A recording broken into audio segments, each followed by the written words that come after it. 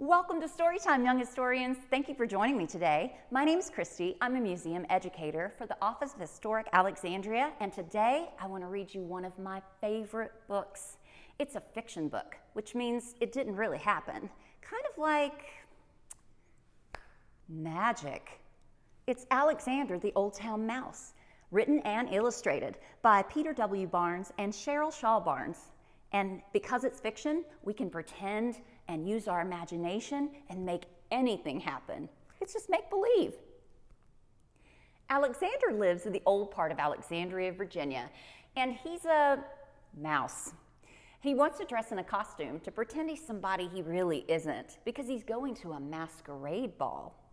A ball is something people long ago used to call a big fancy dance party, and people really did get dressed up in fancy clothes and dance in a ballroom just like this one at Gadsby's Tavern. Masquerade means to wear a mask and pretend you're somebody else. Can you hear the word mask in masquerade? Even George Washington, our first president, came to this ballroom to celebrate his birthday over 200 years ago.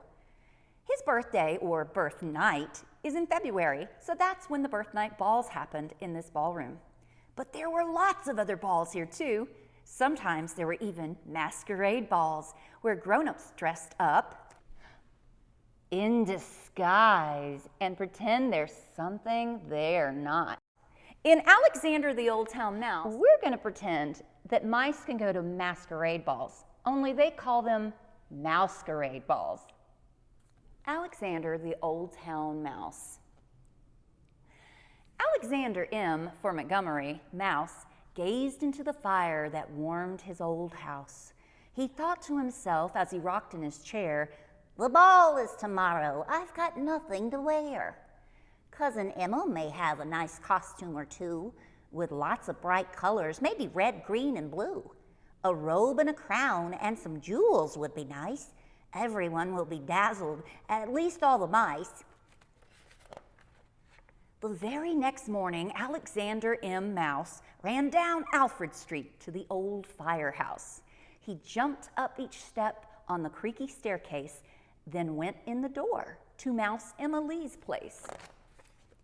He declared, "Emma Lee, favorite cousin of mine, I must have a costume, something smart, something fine.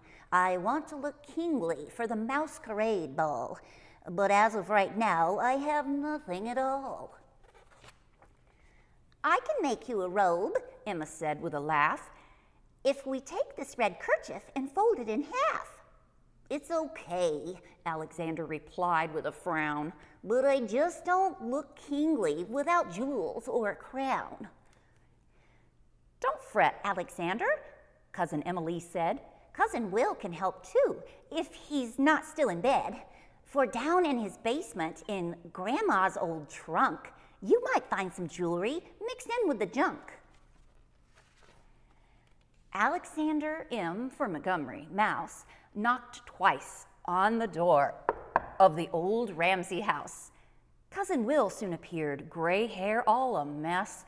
"Wait here," he said, yawning, "until I get dressed." They found jewels galore and plenty of junk as they rummaged around down in Grandma's old trunk.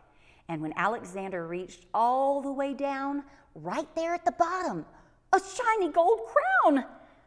"Hooray, Cousin Will, now my costume's complete. I look very kingly from my head to my feet. But now I must go, for it's getting quite late, for I told Cousin Emma we would meet her at 8. Back home hours later, Alexander M. Mouse smiled into the mirror that hung in his house. "Now I'm ready," he said after fixing his clothes. Then he danced out the door on the tips of his toes. Gadsby's Tavern was lit, a most festive display, much the same as it looked in George Washington's day. A feast in the great room, a dance in the hall. What a glorious night for the Mousequerade Ball. There were mouse lords and ladies, and mouse acrobats, mouse knights and mouse jesters, and even mouse cats. There were ribbons and bows and balloons, if you please, mouse cookies and candies and lots of Swiss cheese. Soon the mouster of ceremonies said, "Gather near. It's time to announce Best Dressed Mouse of the Year. And the winner this time for the Best Mouse Disguise, come on up, Alexander, you've won the grand prize." Every eye was upon him, every eye in the place. Alexander was shocked. You could tell from his face. He heard the applause, got a kiss on the cheek. Then he jumped to the stage and he started to squeak. "Many thanks for this honor you've given to me, but my thanks most of all to my mouse family. To Will and to Emma, what more can I say? Without you, I would not be a king for the day." "Bravo! Bravo!" they shouted. "Hooray!" they yelled twice. Then the music began for the Waltz of the Mice. That's the way that the Mousequerade Ball always ends for Mouse Alexander and all his mouse friends. He yawned as he walked down the cobblestone street. The ball was great fun. Now his day was complete. He had done quite a lot. A big day for a mouse.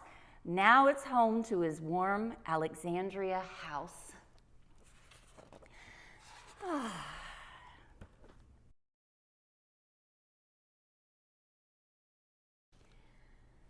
That was such a great fiction story. It's fiction because mice don't really go to masquerade balls.